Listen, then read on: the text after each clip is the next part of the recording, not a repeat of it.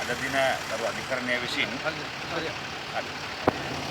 මෙම නඩුව ගොනු කිරීමෙන් අනතුරුව පොලිසිය විසින් දැන් දින 7ක් අල්ල අරගෙන තියෙනවා මේකේ CD තැටි ටික අරගෙන මේ සැකකාරයෝ අධිකරණයට ඉදිරිපත් කරන්නේ.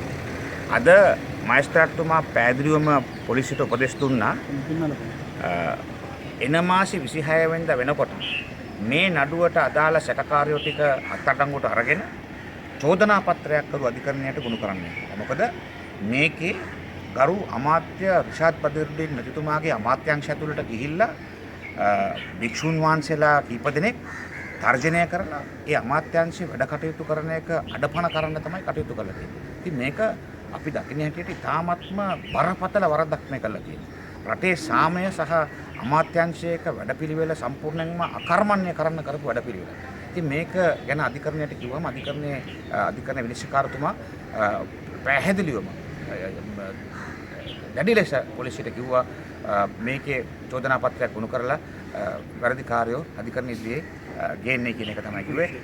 ඊළඟ දිනට පෙර ඒ කියන්නේ පෙබරවාරි මාසේ 26 වෙනිදා තමයි මේ නඩුව ඊළඟට කතා කරන්නේ.